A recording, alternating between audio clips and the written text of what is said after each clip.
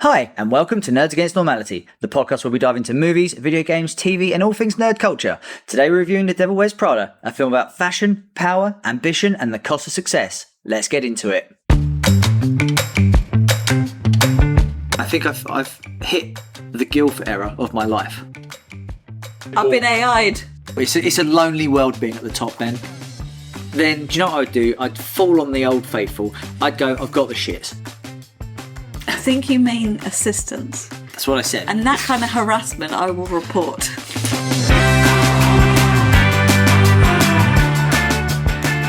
Today we're reviewing The Devil Wears Prada, a film about fashion, power, and discovering that your boss hates you for character building reasons. It's iconic, it's stressful, and we are absolutely about to argue about it.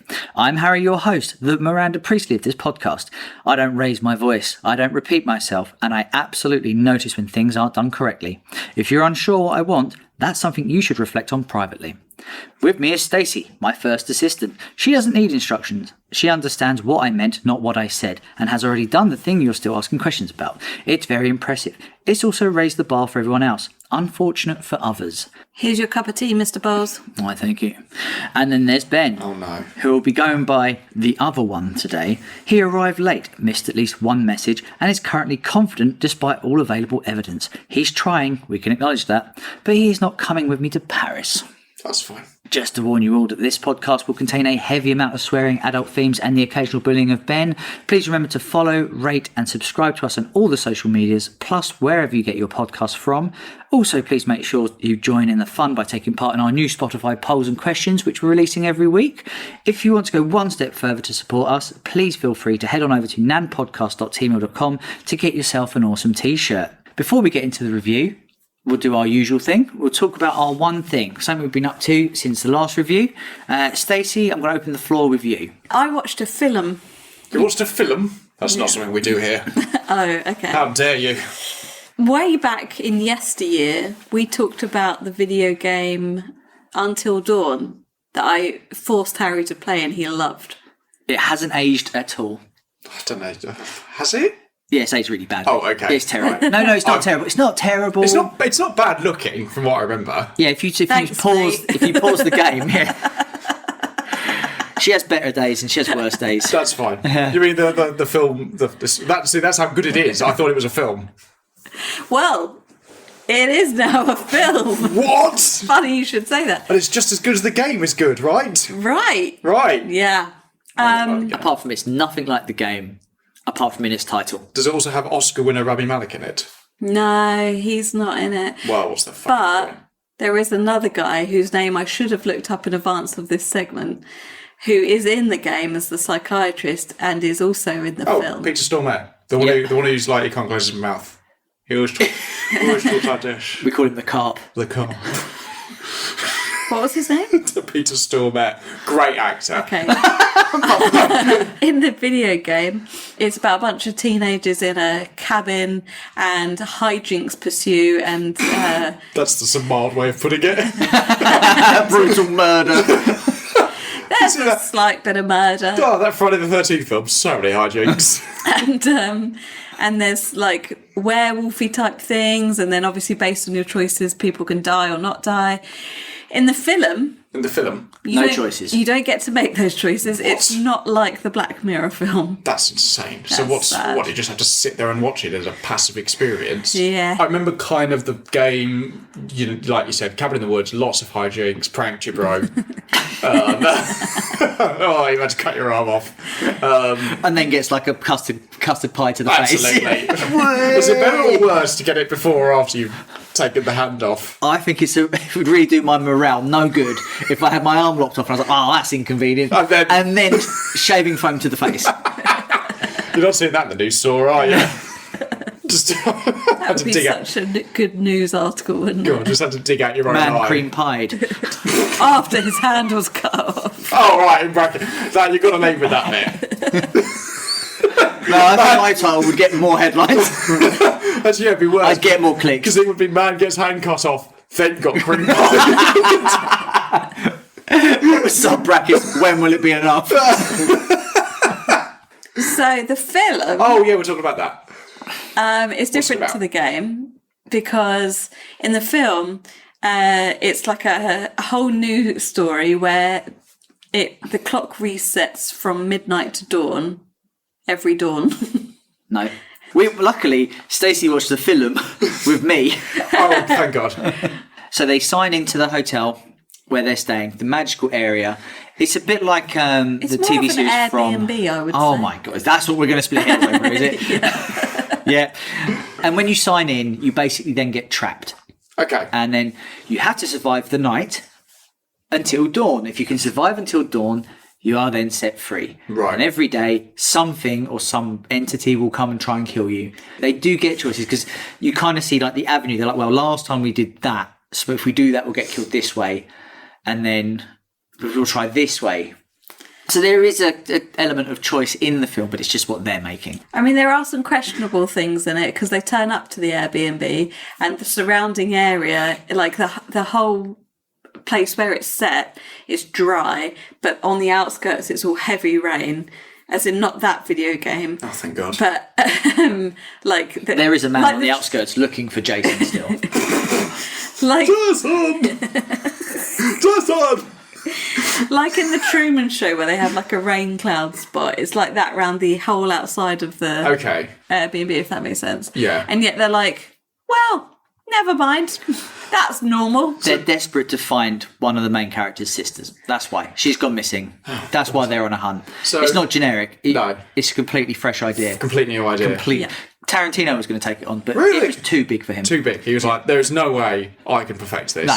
There's no way. He saw it and cried. Yeah. I also only work during the day, so I can't go until dawn. I could go until dusk. And then PlayStation went, don't be stupid, Mr. Tarantino. That's not what this film is about.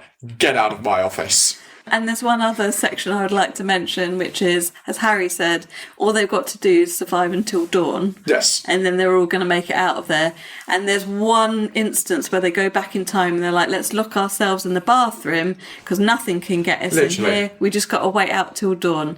So they're in this bathroom and they go, oh, I'm a bit thirsty. So one of them drinks some water from the tap. Makes sense. And Harry immediately is like, well, you're fucked then. And there's something in the water. Don't they blow up, don't they? That's what we call a hard water area. Yeah. Very good. Thank you. So you're thinking, like, Just why do that don't you again. just do that again, but not don't drink the water. Yeah. No, they don't. No, they don't. So this is a prequel to Until Dawn, the game. Yeah. Right. Only linked by Mr. Grip. Psychiatrist. Right, Whatever he's okay. called, Tone. Because he's also Pete. in... Big Pete. Big Pete, yeah. Big Pete from Prison Break. Big Pete the psychiatrist. Yeah. I quite liked the time part, and I thought it actually worked really well because you're not going to do a Bandersnatch and be able to make the choices, but I think they gave the impression well enough. They gave good hints of things like if you had played the game, you'd be like, oh, that's that and that's that, which was really cool. And they go to the hospital. Do you remember the hospital? Like a big abandoned hospital. Yeah, site. It's a Oh, sanitarium, isn't it? Thank you, sanitarium's the right word. You've Latin. clearly been there before. Latin for hospital. Hey man, I want day release, leave me alone. Was it a good film on its own? No. I do need to watch a film later tonight, so I might. It's got some good cheesy deaths, and because of the clock reset, they die so many times. Okay. So many times. And that's kind of the selling point of the film is like, how can we kill them in this cycle? Right. Because the film kind of wraps up in 20 minutes. Yeah. Doesn't it? Yeah. You watch it Yeah, it and they does. all get murdered and you're like, well, where's the film? Yeah. And then you see the clock go back and then they all kind of wake up going, "Huh!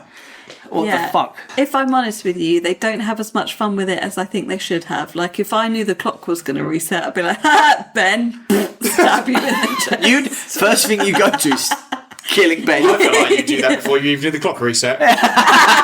I'm taking the chances. I'm rolling the dice. So I would give it an average, like 3 out of 5. It's fine. It's a switch your brain off film. It's cool quite if high. you've played the game. Okay. Sorry, 2.5 is the Yeah, average. 3 is of like 5. above average. We've been here before. Yeah. But yeah, so Ben, what can you tell us about? I watched, it was only about 12, 13 minutes, so it wasn't really a showcase, but it showed enough. The Resident Evil 9 showcase was out. Oh, Requiem. And it was live streamed, so I watched that. Wasn't anything major. It was just, it was about 30 minutes in total. Is this just like a preview, like a trailer? Yeah, so they live streamed it on YouTube, and it's I think like sort of placed like some companies do this every now and again where I hate it. By the way, I hate the companies do this. really I hate it. why Why? Call me old-fashioned, but I will do. Anyway, moving Put on. your typewriter away. Oh, that's a very good Resident Evil reference. Thank you. But in my head, a game or a film should have two massive trailers and then just a short clip version, a TV version. Yep. And that's it. Because you don't need to showcase. If you can't show it off in two big 2-minute trailers and a little clip, then you're doing something wrong. Yep, that's fair. I can get it when you're going to an event, E3 or the it's a Tokyo Game Show. presentation. Yeah, because they are there to kind of like wow the fans, Yeah. whatever. But the YouTube video where you're playing it for like Borderlands 4 did it, like people playing like 2 hours of the game. I'm thinking, well, just wait till the game comes out next month and just buy it. I think because it's such a massive franchise and it's a massive game, and I also think Konami are desperately trying to claw back. No, sorry, Konami? Capcom. Well, they're always in the background. Yeah. They just did a lot of it was just about the merch, really. Like they did things like you're going to get there's brand new T-shirts you can buy based on Resident Evil 9, and I imagine there's a limited edition statue and there's got it completely right. There's limited statue. Oh, that's where we're going wrong, guys. We need limited edition statues. Nan statues. Yeah. At I mean, if they're any- nanpodcast.gmail.com. A grand each. I mean, if they look anything like the statues for the new Resident Evil, they do not look very good. No. No. Yeah, T-shirts. You can get the jacket, and it's like. Do you think they do it because it's so competitive now in the gaming market that you blink and everyone moves on to the next thing? Yeah. So you have to be like, look, it's coming out, keep looking, Yeah. keep looking. Resident Evil's coming out, during that franchise, it's big. But then just shorten your time frame. Just make the game quicker. Just be better at your job. I think that's kind of the whole problem with the industry right now. Is people trying to get people to make the games quicker and cheaper. Okay. That's what Have they tried using AI? Have they tried using AI? Is that why the overtime rate is through the Why roof? the overtime rate is through the roof. As we all know, No, just anyone. don't pay them overtime. That is true as well. We should just start a new podcast, Business Insiding. How does that work for Resident Evil though? Because isn't that like also a puzzle-based games? Like they have puzzles in it for you to solve, and if you're watching quite a bit of it, then Well, I don't know if I don't think they didn't do a big like here's 2 hours of the gameplay. They just went into they got I think one of the lead designers and the lead developer and be like, look, it's mostly about Leon's side of it, which was the big reveal. Like, by the way, Leon's in this and he's looking gorgeous. My God. And it was more about his way, like his side of the story and what he might be up to, but then also just a few of the features that it was talking about. It comes out this month, next month? February. Here's February. Yeah. There's not much. I'm going to buy it regardless because I'm a big fan of it. And I think a lot of people are going to go through all of the gameplay stuff to see like what they could spot if there are any hidden details. There's a lot. Then we'll review it, and then I'm going to get you again. Yeah. I'm going to trap you again. Yeah, we will. Joke's on you, there's probably an orphanage in this one. There was no orphanage. Ben was hoodwinked again. There's a very funny bit where they've obviously done some sort of collaboration with companies.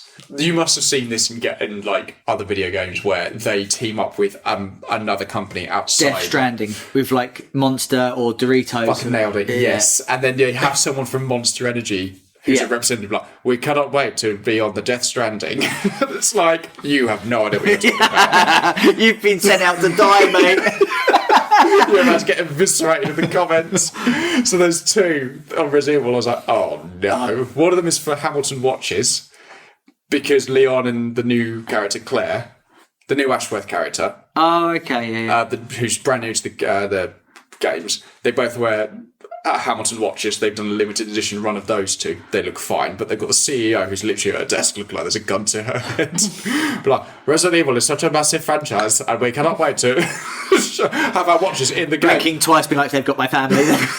They've got my family. It was really great. They had to do these still frames of when the watch is just in shot in the games. There's not even a bit where they're like checking the watch or anything like that. It's so funny. Oh, and Leon drives a Porsche. So they made a limited edition. They made a custom Porsche. no. Yes. How much would that be? I don't think it's real. I think they've just. Oh. I think they. I've been AI'd. I think that's what the guy said. Like, oh no. So yeah, I don't know. It was fine. I'm looking forward to it though. I bought two of the watches. One for each hand. Absolutely. Both of them are wrong. Harry, what have you been up to? So I haven't really been up to anything. So I just wanted to kind of chat about a couple of things that have been going on in the industry. And just to clear up something that I might have had some dirt thrown my way, right? So I'm not sure if you guys are aware, but there was a small explosion at Rockstar Studios. I would just like to, for on the record, it wasn't me. Right, okay. You're still alive, that's why. No, it was a boiler. And that's the story we're going with. Is that true? It's true, yeah. There was an explosion. Yeah, at 5:02 a.m. Don't ask me why I know that. I wasn't there. And what's the street address? And also, where can you park around there for a quick getaway? Look, I'm not saying I've looked it up. There was too much GTA internet going on. It too was annoyed at the delay. Yeah, Is it and now because of the explosion, it has been delayed till 2028. The discs got wet. I will say this, sorry, I know I give Rockstar a lot of shit and I give GTA a lot of shit. One nice thing they did, which is really cool, one of their fans wrote into Rockstar that he was terminally ill and he was like, look, we know you're never going to release GTA 6. Can I please, for the love of God, like I'm not going to see the release, can I go to the studios? And they paid for him to come over and he got to play like an early release, which is nice. A lot of game studios do that. And they gifted him a boiler. God, imagine playing that game. Imagine playing a game you were terminally ill, like to play it wasn't very good. How did you find it? Oh, God. Fine. You imagine me playing Haze and terminally ill, I'd be like, brilliant. Well, that was a waste. This is the thing that's going to top me off. I think I'm just going to die now. It's outside of Rockstar. I don't know if you saw as well, Ubisoft, obviously massive gaming. Their boiler as well. Their boiler. You are literally turning into the wet bandit. Yeah, that's flooding their studios. Wet bandit strikes again. What I might do is like throw some toilet papers at them as well, like really let them know they've messed with the wrong guy. So yeah, Ubisoft, obviously massive company. They have this week, as time of recording, absolutely just shit themselves. They've cancelled 6 upcoming projects. Thank God you get bringing them the toilet roll. Yeah, I know. 'Cause it's a mess down there. That's how he gets them. On the plus side, though, they've got B-days everywhere. That is true. Take your trousers down, give a little waddle on the floor. Absolutely. I don't think we're ever getting invited to these studios. You know, for like a tour, like a podcast tour. Well, I could give you the tour because I know exactly where that's everything true. is. But, you know, all the key I know points. exactly where their boilers are, unless they move them. So, The Prince of Persia was the big one. I saw this. I'm devastated. What? But why cancel it? So they've shut down 2 studios. Of course they have. They've cut people, which is obviously always shit. People losing their jobs is always shit. Yeah. And it's not their fault they work for a tyrant, right? They don't go to work being like, oh God, I can't wait to make a terrible game. They've got time budgets, they've got restraints, right? Stacey's on the side of the boardroom. Yeah, I'm going to cut 3 people from your team, but the rest of you need to do the same output. Yeah, you need to pick up their slack. More. Because I need my bonus. Stacey the Tyrant has spoken. Prince of Persia, never been there. Cancel it. Never heard of it. That's the big one that got cancelled. It's the remake of the PS2, GameCube, Xbox One. I'm really gutted about that one. Yeah, which makes no sense, right? It's a beloved franchise. And they've also delayed, which I'm a bit baffled by, they've delayed Black Flag, Assassin's Creed 4. Yeah. They were going to remake that, which is a huge game, huge franchise. It's one of their big ones. It got them back on track for one game. Yeah, well, no, that's their moneymaker. Assassin's Creed is their FIFA. It's their Call of Duty. But yeah, as I say, it's shit that the studios had to sack people. But it's just bizarre that a company that's so big has chopped, and they're going through a massive restructure, and they have tanked themselves at the stock market. Yeah, they've absolutely dropped the ball. Anyway, that's enough crap out of me. Before we get on to the actual film review, we'd just like to do another shout out to our North American listeners. They're still growing, so thank you very much for sticking with us. It means a lot. So yeah, please feel free to send us an email with any film suggestions, reviews you want to do. It doesn't have to be new. It could be a classic, or it could be something you think we might hate, something we might love. You can be cruel, you can be kind. Any questions? Honestly, we're all up for getting involved. There we go. But thank you again, America. Anyway, let's go on with our film review. On with the review. On with the review. The Devil Wears Prada was released in 2006 and is a fashion comedy drama directed by David Frankel. It stars Meryl Streep, Anne Hathaway, Emily Blunt and Stanley Tucci. The film follows Andy Sachs, a smart but unfashionable journalism graduate who lands a job as assistant to Miranda Priestley, the icy and powerful editor-in-chief of Runway magazine.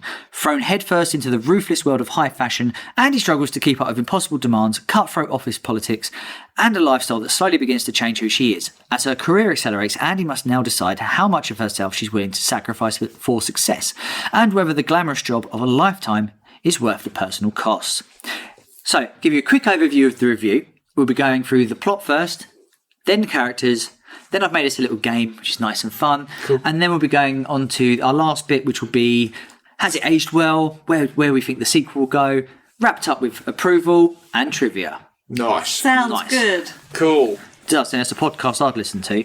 So obviously start with the box office. Stacey, seeing as this was your pick, how much do you think this film cost to make? I do think it was a reasonable budget. It's got a lot of big names in it, although Emily Blunt, I think, was new in her career at this point. Mm-hmm. Yeah. And they've got a lot of fashion in it, expensive, that is. So I'm going to go with 50 mil. Benji? 70 million. Both gone quite big. Yes. Okay. It was 35 million. Wow. So when did I say 2006? 2006 this came out. Modest budget, I think. Yeah. Yeah. Considering who it had in there. Quite low for what it was.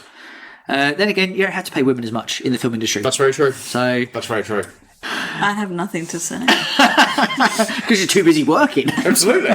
Whilst me and Ben are just having a great time playing. Yeah. We just need to shave and drink beer because we're brilliant. Benji, I'll open the question with you. How much do you think it made back? From 35 million. 35 mil. How much do you think it took at the box office? 170 million. 170 mil? Yeah, I was thinking similar, so I'm going to go 150 mil. 170. 170. 150 for Stacey. I think you'd both be surprised. It took 326 mil. Wow. That's a big, That's a huge big hit. turn. Huge. Yeah. Goodness me. No And- wonder we get the sequel 20 years later. Do you reckon they were digging up the archives and they're like, how much did it make? Oh, Somebody write the sequel immediately. What It's is not this? you, Tarantino. It's too big. Jesus Christ, get it onto a Dawn guy. He's the only one big enough to handle this sort of challenge. The sequel's called The Devil Wears Lonsdale. Oh, is it? That's good. Bonus question: how much do you think they spent on the wardrobe in the film? And I don't mean like the IKEA wardrobe that they got for like 35 quid. I mean the clothes inside. Oh, then I have the no wardrobe. frame of reference. Oh, I love this question. So out of the 35 mil budget, Yeah. 34.9. No one got paid. It was a nightmare on set. But everyone looked incredible. 5 mil. 5 mil. 5 mil. Okay. 3 million. What did you go for? 5 mil. 1 million. That's still Which I still think is that is still a lot of money. it's a lot of fashion. So much fashion. Go on then, Stacey. It's your film choice, so I'd like you to open up how you feel about the plot.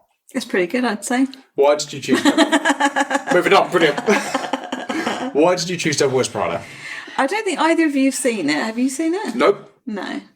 And obviously we've got the much anticipated sequel coming out, so I thought, Hot off the presses.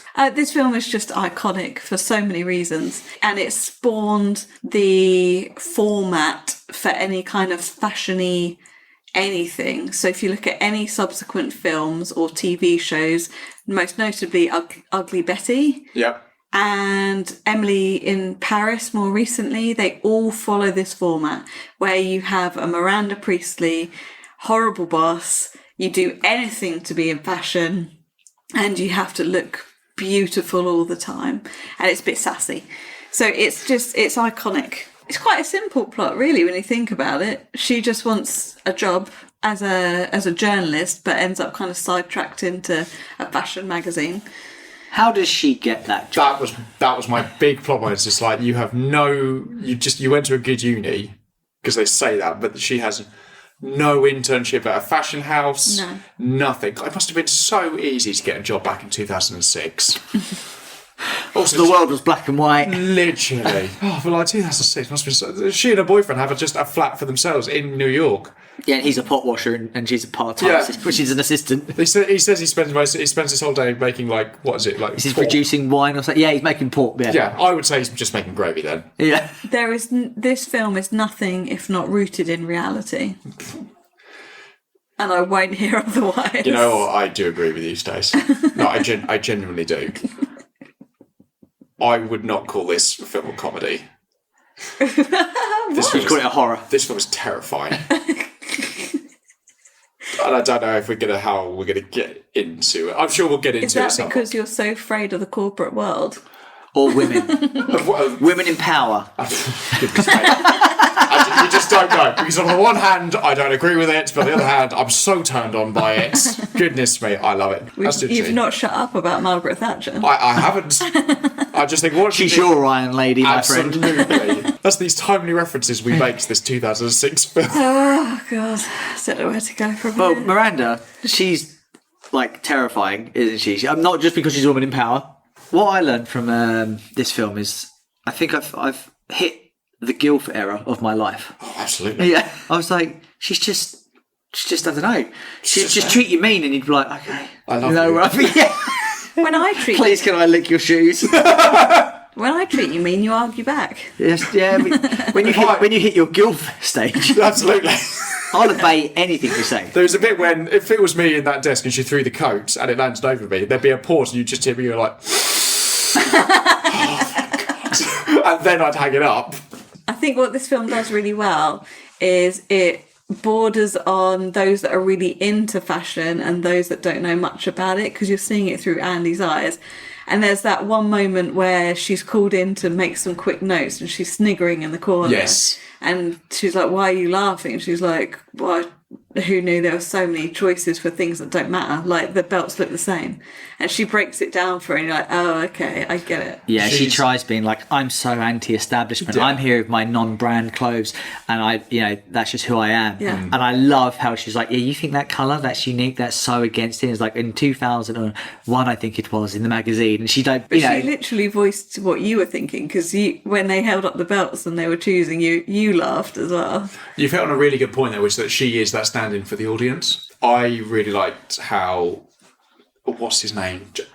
Tucci. Yeah, Tucci's character, but like he also explains to her about it, because I was on her side for so much of it, and then when she got to the bit where she complained to his character about it, and he said like, you're not doing a good job though, like you've got a job that, like they keep saying, a million girls would kill People for. would climb over you. Literally climb over each other to get, and you're just sulking everywhere. You're not putting in effort because you don't appreciate this, like what it is. I think that's just you drank the Kool-Aid.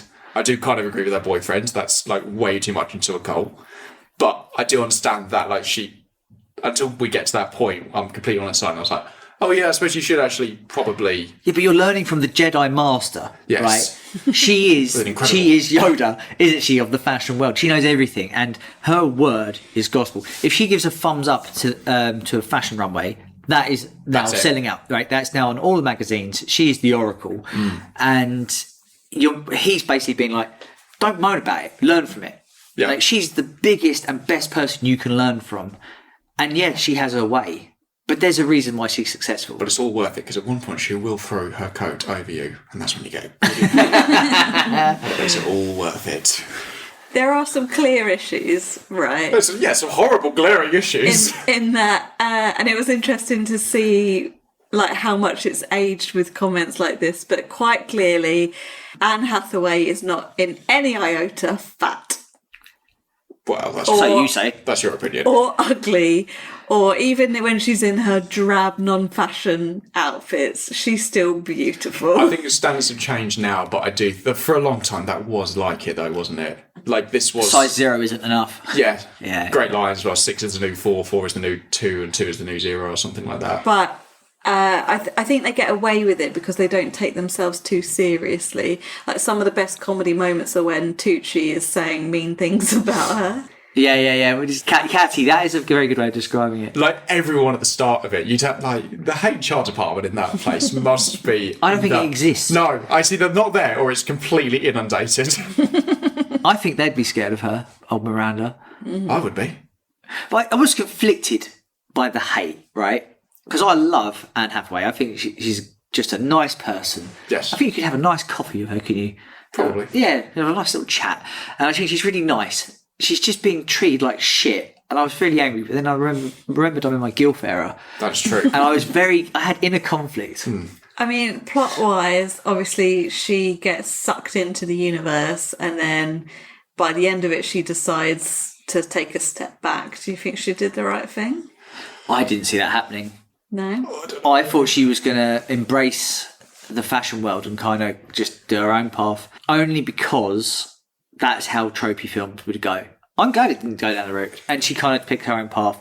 She did kind of sabotage her own life by cheating on her poor boyfriend, who's still there making gravy to this day, I hear. They were on a break! No. All right. Anything you want to say? Yes, what do you need to talk about? And they do swiftly brush over that. I wasn't a fan of that. So she goes off to Paris and then has lovely sexy times with the weird face man. With what's his name from? He looks like Aku from Crash Bandicoot. What's he from? He does a little bit, yeah. What's he from? I've seen that actor. Aku. It's not Aku. I'm telling you, mate, Crash Bandicoot, when he puts that man on his face, it becomes invincible for 30 seconds. It's actually him. You're a genius. I've definitely seen him in other things. Crash Bandicoot 2? It's not Crash Bandicoot. Yeah, I didn't like that she slept with him because he's not overbearing, but he pushes it a lot, doesn't he? He's kind of like, come on, mate. Come on, mate. Have a bit of sex. It's not. Come on, mate. I got you the Harry Potter, didn't I? Come on, mate. Come on, mate. Do us a favour. That's how I got the secret book early as well. But that is when her two worlds collide, isn't it? And it's almost like she has to make a choice. Which one are you going to invest your time I do like the costume change in that because it gradually... She goes into a phone booth, does a 12. And then she comes out as Suddenly I see Prada girl. But this is also 2006, so you would have still had phone booths. Yeah, it wouldn't have been a defibrillator. Oh, but it would have been. Just gets it like. Snap out of it, Anne Hathaway. Sorry, Ben, just the costume change. So what were we talking about? She gradually goes more dark colours until the end. So I noticed that when she's been corrupted. Oh, yeah, I didn't notice that. Yeah. I think the plot's quite... I don't know, the plot's good. It's really good. No, the plot is really, really good. I liked it was way more in-depth than I thought it was going to be. Irritatingly so, right? Yeah. I was really looking forward to coming here and being like, you've picked a tropey crap film. Yeah. And I've heard about this film a lot, but I've never watched it. Because it's based on a book as well, isn't it? I don't know. It is. It is? Yes. It is, yeah. Great. I would like to know if the book is any... It's Vogue. The back catalogue. No, I really liked the plot, but it is a complete horror film for me. Because I've done that. Like, me being an AD, that's what it was like sometimes. Oh, well, just being like a doormat, Yeah. basically. Like, there are bits in that where... Do you remember the way she goes into the house and she's stressing because there's two doors? Yeah. And says, I've had that situation before when I was a PA. Like, so much of the stuff that she had to go through, like, the water's got to be there at a certain point and the magazine's got to be spread out. Like, so much of this I genuinely remember doing. Sorry, can you give us a moment? Harry, I think we need to treat Ben better on the podcast. Yes, please. I think you should tell him which door to go in next time. And maybe to give you eye contact. And maybe not have the girls from the... When we're doing what? And not have the girls from The Shining in it as well. Bold move, though, as well. Walking up the stairs. I'd have done that. Well, they kind of goaded. I've been in that situation. Yeah, Emily always comes upstairs. I've definitely walked into offices and there's been like stuff like that happening. I've just been like, this isn't where I parked my car. I could easily get out of any situation. I'm so smooth. Yeah, absolutely. Yeah. Like butter you Yeah, are. honestly. Like she puts it on the floor in front of her. I was like, no, don't do that. Put it back on the table. There was so much. I had a lot of anxiety watching this film. I thought this was a bit torture for you. It's horrible. A bit of PTSD. There really was bits of it because I've never seen it, so I didn't know it was that intense. But I've heard the fashion world is that intense, and the only parallel I've got is the film world because it's the same sort of people who and the high standards, nothing. right? Yeah, got to applaud the fact that they didn't just rush out and do a sequel immediately because it made so much money that they could have done that. So I think we've talked quite a lot about Miranda, but is she a villain or is she an icon? Villain. Icon. Oh, right, let's go. I was hoping we'd have a split. Villain.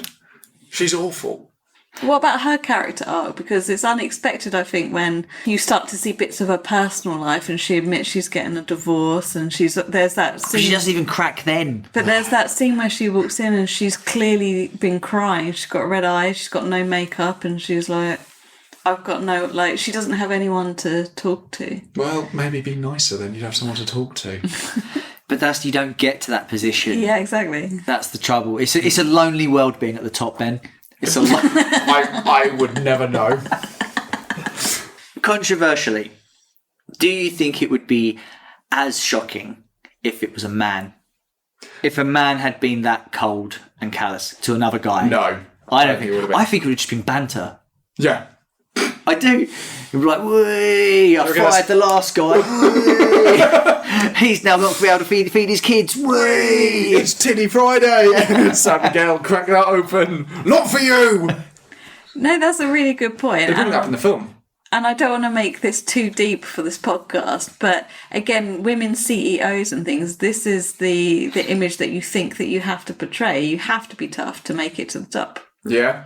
She is a bit of a cock to Stanley Tucci's character, though. She completely betrays him. Yeah. Yeah, she is. But then I know. But then he accepts it. What is the... And Emily. Yeah. Actually. Yeah, And she sees potential in...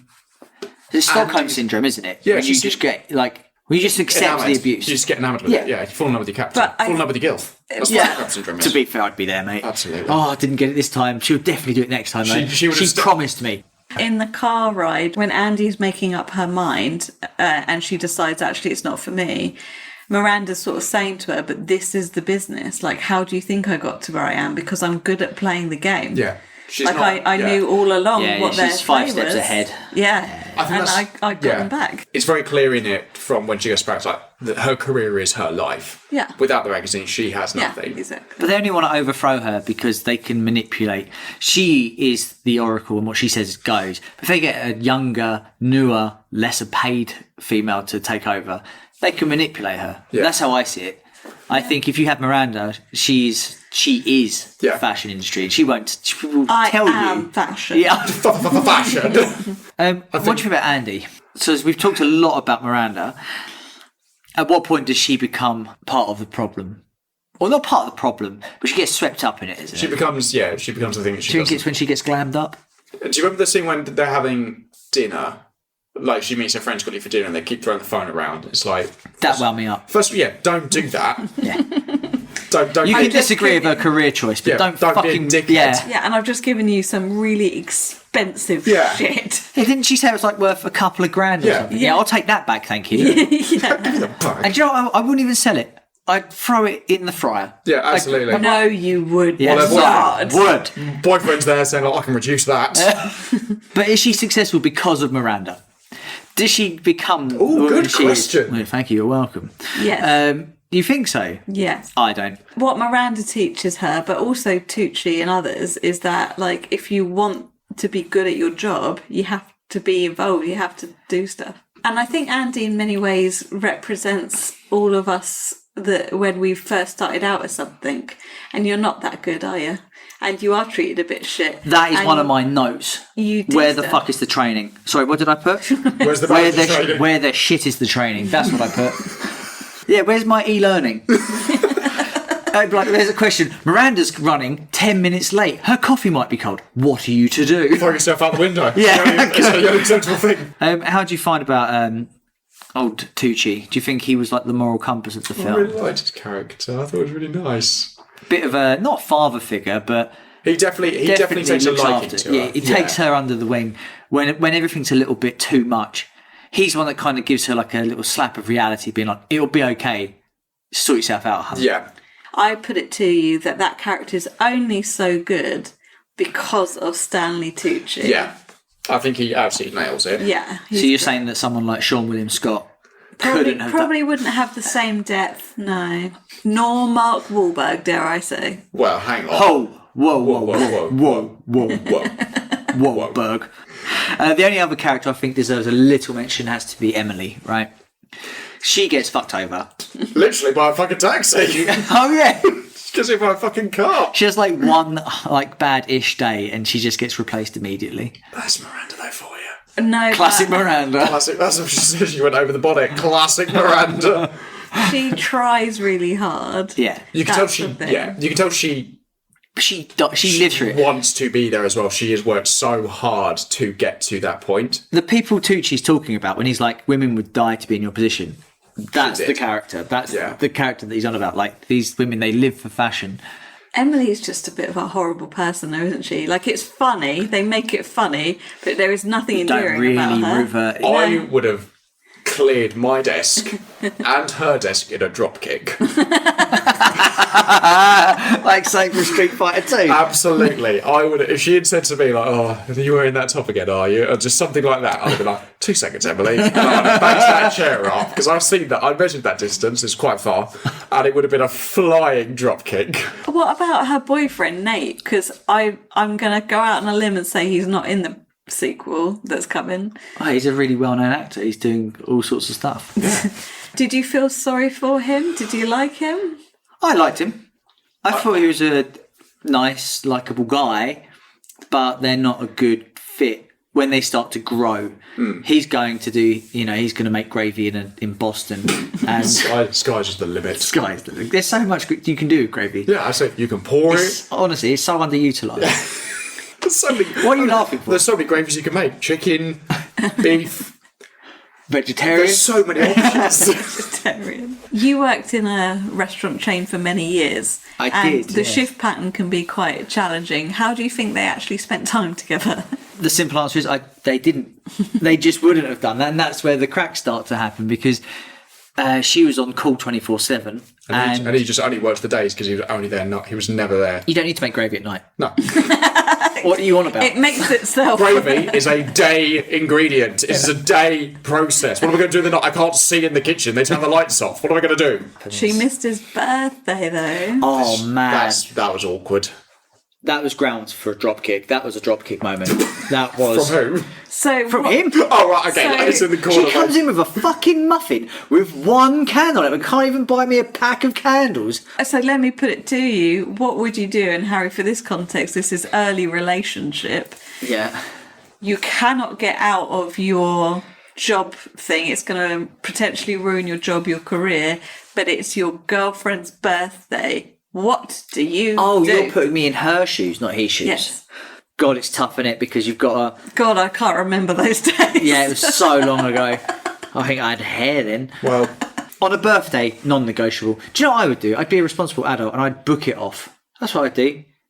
But what if Maybe let's book they're it like, off. it doesn't matter that you've booked it off? Then, do you know what I'd do? I'd fall on the old faithful. I'd go, I've got the shits. Because nobody questions the shits and nobody wants the shits. no, Right? that is Look, true. Miranda, you're on the older side.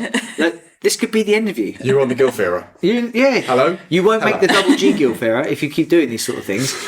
I liked his character to a point, and then I thought, if my girlfriend said, "Look, this job is killing me. I just need to do this for 1 year, though.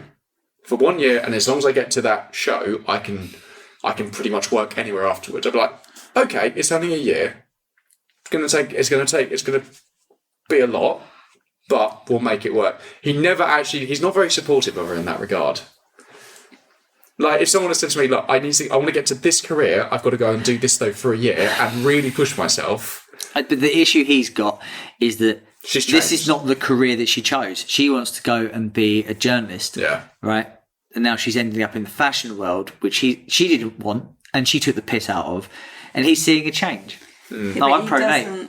he doesn't support her though, does he? No. You're right. He's just constantly taking the mick out of But her. then comes back and is it implied that she doesn't go to New York.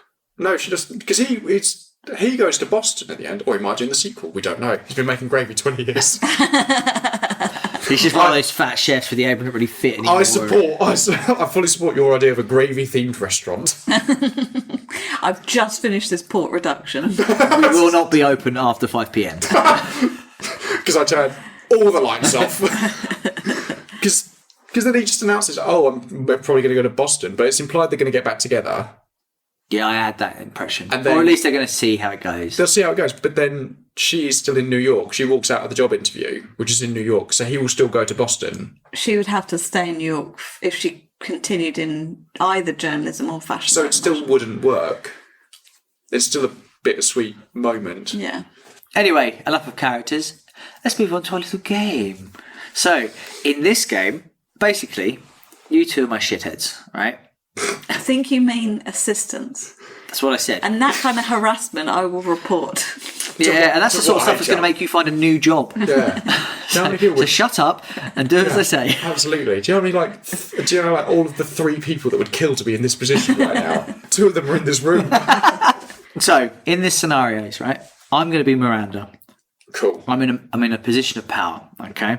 You're my lackeys, and you'll be obeying my every command. I'm going to give you 3 scenarios, and I need you as a pair to figure out how you're going to resolve the scenarios. Okay. Scenario 1.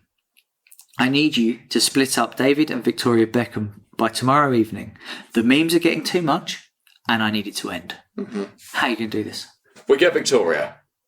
We get her a little bit tipsy on the white wine spritzers, I assume.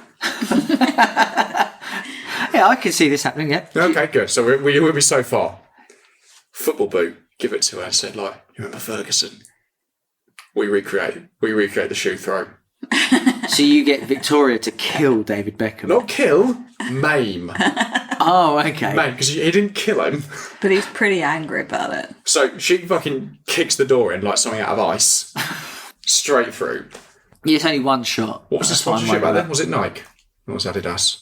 Does that matter? I think it does. Yeah? I'm going for fraud.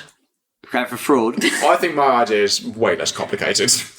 I think we prove that David Beckham's money is stashed in offshore, tax avoidance schemes. Which and it then is. Overnight, he becomes bankrupt and they have no more money and their house is being repossessed. Let's see who sticks around then. That's not a bad idea. Meanwhile, Victoria's throwing a shoe at him. Oh, you want to combine them? I've lost everything, Victoria. Victoria, no. Okay, I think you've nailed that. Oh, perfect. God, we're good. Number 2. I want the playable prototype of Sonic Frontiers 2, but it's locked in Sega's Japanese headquarters. How will you extract it for me before I kill myself with boredom? Oh, God. How long does it give me a take for time. Harry to get bored? I'll give you It's halfway through 3 days. It's halfway through the podcast. He's bored. Yeah, I know. Right, well, first we've got a flight to Japan. That's why I've given you 3 cheap. days. Okay. You're in the fashion industry, hun. You worried about money? I'll expense it. So we've got 3 days, one of which is spent travelling, the second of which is spent learning Japanese. Why didn't we do that on the plane? Why don't you recruit... You only need 1 day to learn Japanese on a plane. What you said? We need What only jet 1 day. lag? What you said? We need 1 day on the ground in Japan to learn Japanese. You two are just missing something absolutely vital here. You know Harry from Nerds Against Normality is an expert and knows every single boiler layout to every single... That is fucking true. to every single game developer. Oh, that's You get him so on the true. crew. Yeah. So he distracts with his boiler antics. There's only one guy I know. We're going to need the best demolition expert. Like, just match cuts to like someone blowing up a construction site and get the call. The best getaway driver and the best boiler sabotager.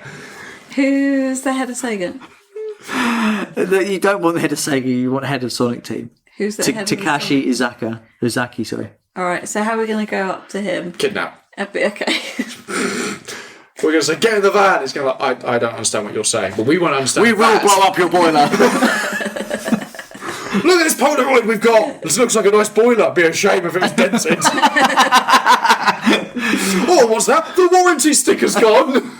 Washing your hands at 70 degrees, are you? Must be nice. Yeah. So we managed to get this copy of this game and we bring it all the way back to the UK for our Miranda Priestley to open, and it's water damaged. How would she know? I don't think you need to leave the country. No. We're making this too complicated. We're just going to make a phone call, get him to post it. No, I think we just do. Well, that's that resolved. Yeah. Hang on. Is any Sonic games on PC? Any new gen Sonic games on PC? They all end up on PC. All right, well, we just get someone to mod one of the recent ones and say it's Frontiers 2. So you'd lie to me. Yeah. How would you? know? Unlucky for you, I also recruit a professional lie detector. And, Is it you? And again? that'd be... It's Harry from Nerds Against Normality. You leave the room as Miranda and come back in as Harry, but you've not changed anything. No, half of sometimes him I'm in a is boiler Miranda. suit. Well, man, that is. I'm so disappointed you'd lied to me after Harry told me everything. So I think you failed that one. Well, I think we did. I think I then kill myself through lack of being entertained. Severance pay, though. Oh, I would have cut that from your contract.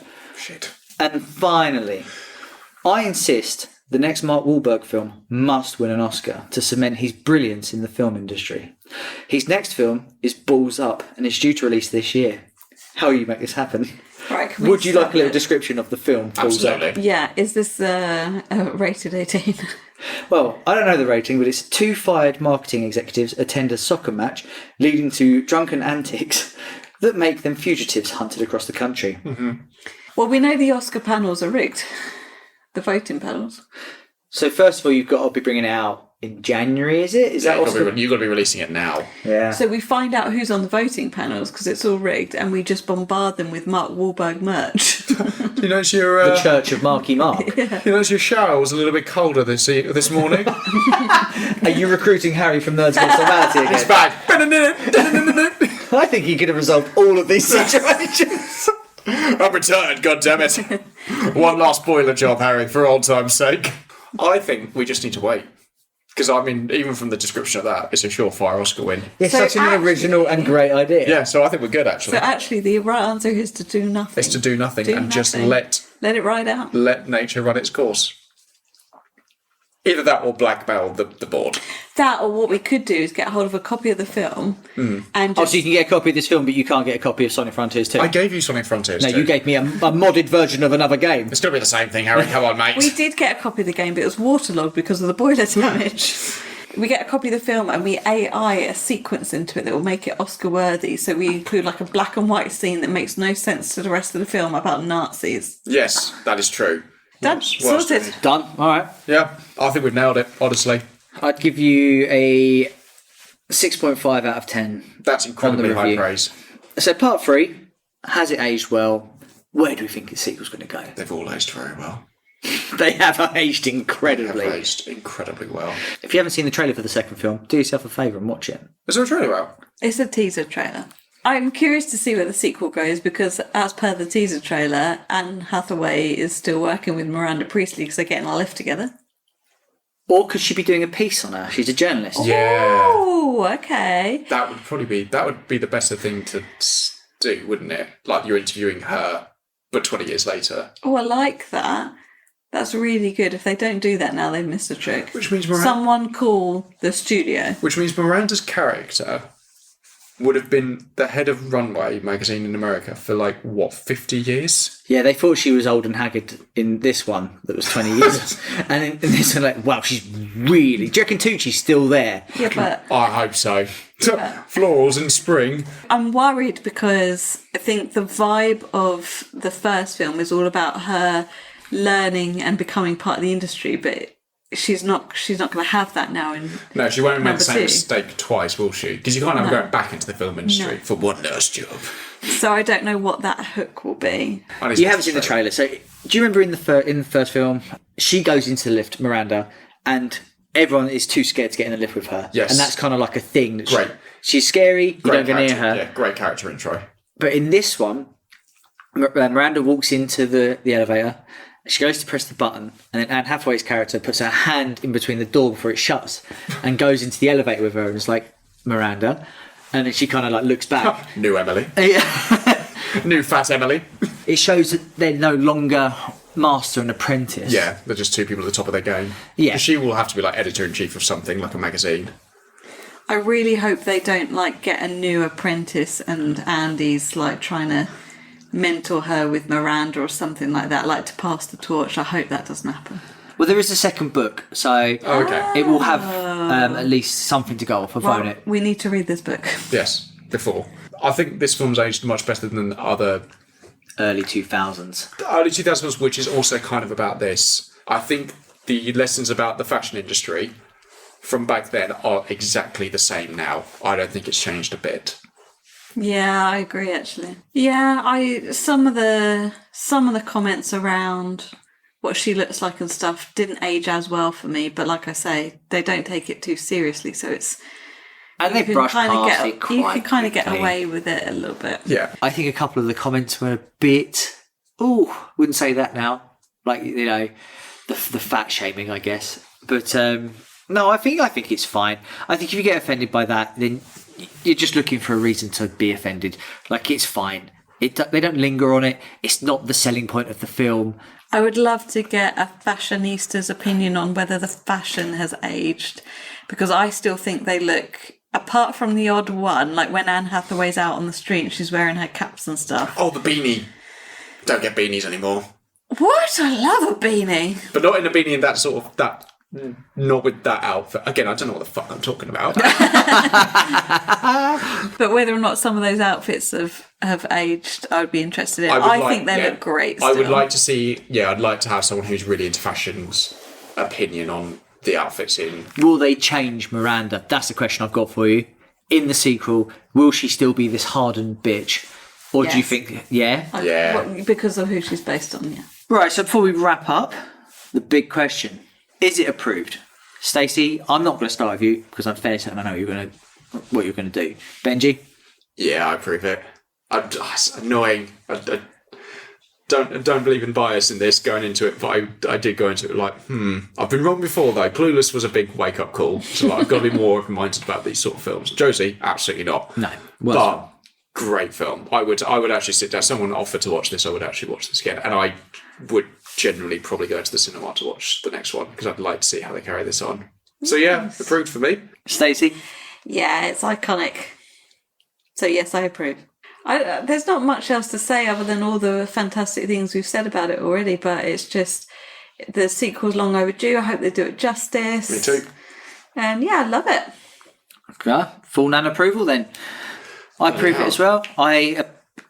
I desperately didn't want to like this film. It's annoying, isn't it? Yeah, I really wanted to poo it. Only because it's so beloved and I was like, this would be funny if I just hated it. No, it's very good. I would recommend it to people that don't watch it, quote, girly films. Yeah. It's one of those, a bit like Clueless, where you could go, trust me, dude, it's a good film. Yeah. Or Mean Girls, like, you know. So a bit of trivia for you. So Miranda Priestley is based on Anna Wintour. Allegedly, yes. It's not actually confirmed. So much so that the people at Vogue were terrified of the film. Anna Wintour famously attended a screening wearing Prada. Oh, very good. Yeah. It's such a good bit of publicity for her. Yeah, I know. Like, 'cause it's like... Is it though? She doesn't need it. Meryl Streep didn't shout on purpose. That was a decision for her. Unlike the book's version of Miranda, Meryl deliberately played her quiet and calm, believing it was scarier to make people lean in rather than flinch. Perfect. I completely agree. She played it spot on. Yeah. I think a lot of the time you'd be like, no, don't make any noise because I can't hear her. Like, she is very soft. But it adds to the atmosphere, doesn't it? Yeah. There's something much more terrifying about someone who stays calm rather than someone who explodes. Yeah. I didn't realise this, Anne Hathaway nearly didn't get the role. She was reportedly 9th choice. Wow. The studio wanted someone edgier, and then Anne literally wrote, "Hire me" in the sand at the beach and sent it to the producers. Perfect. And that was That it. is so edgy, man. Yeah. God, Lord. But it would have been on those old 2000 cameras. Like, I don't even know what this says. It's like, She'd been a flame t-shirt with a Linkin Park hoodie. She wrote it and then the tide started coming in. And she was like, fuck! take the picture! Real designers refused to lend their clothes to the film at first. They were worried that they were going to get exposed. But once they realised how much of a big deal the film was going to be, they actually lent into the, we should lend them more exposure. Yes. Yeah, it's good. And it led to the cameo in one of the scenes with Valentino in it. God rest his soul. That's when they're in Paris, I think. Yeah.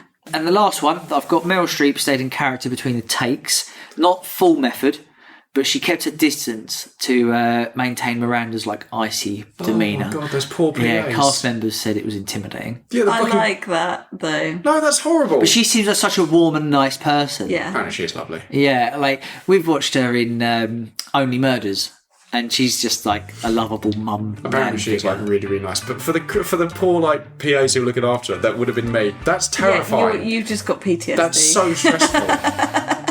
We're going to have to pay for some therapy after this, I think. Please, I'm running out of money. Just I stayed method. Brilliant. I had anxiety dreams. Cool. I could have worked for weeks after this. Consider just fucking acting. And that's it for this week's Nerds Against Normality. This week I've learned that work-life balance is a myth. And if you're good at your job, congratulations, you now have more job. Thank you for hanging with us. Catch all of our latest episodes every Wednesday wherever you get your podcasts from. Please follow, rate, like us on social media for more exclusive content, and check out our merch over at nampodcast.tmail.com. If you have a question, something you want us to review, or a great story from your week, please email us at nampodcast@outlook.com. Thank you for listening. Have a great day. Vogue. Bye.